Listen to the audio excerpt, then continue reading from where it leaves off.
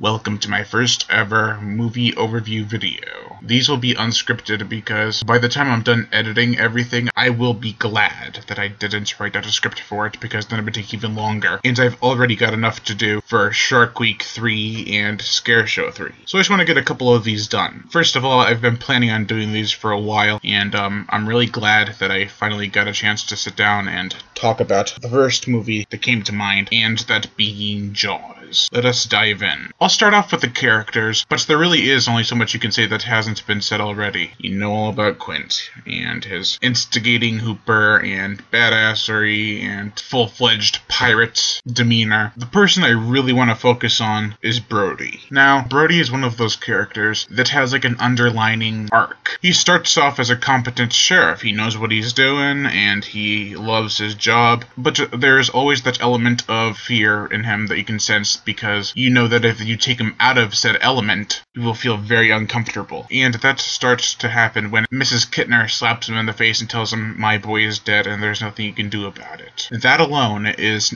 not just a thrust into a new environment for Brody, but also it's like a spark, something that clicks in him. Even though he doesn't say it, you can kind of tell that he wants to be the one to kill this shark. It has caused him so much grief, and you can tell on his face, especially when he's on the boat, that he is dreading every second of this. He doesn't want to be out of his element. So with Brody, it's more of an element story to him. He doesn't want to leave the comfort of his original, regular, everyday life, but he has to make amends with Mrs. Kittner, with himself, and with the town. I mean, you can get a little bit of the he's out of his element vibe from Hooper when he gets on Quint's boat, and Quint doesn't stop poking fun at him, but even he seems more secured than Brody because Brody hates being on the water and Hooper loves it. I think that makes Brody the strongest character. Now, we all know the music, the shark itself, everything pretty much about this movie. So I'll say what I have opinions on, and we'll go from there. If you ever wanted to see a shark that was more fish-like than special effect-like, this is the right kind of movie for you to see. It has that appearance that gives off a very, well, fishy vibe. Those dead black eyes, and the color of the shark is very neat too. It's a very light gray, depending on the lighting. And the teeth are very realistic. Even though they bend, you can tell they fall out, like a real shark's teeth would. And you could be like, how did that tooth grow back so fast? Shark's teeth in real life grow at a rapid rate. The movie as a whole, because I'm turning this more into an analysis than an actual overview, it's a classic. You can't hate on Jaws. I mean, I know some people that think it's a dark comedy with black humor, but you don't obviously know what Jaws is. Sure, it has dark humor, that doesn't mean it even remotely has comedy elements. It's underlining the whole theme of the movie. They're trying to make the best of the situation with some humor. That is what a lot of people would actually do in a real life situation. Kind of getting off topic here. Now, before I wrap up,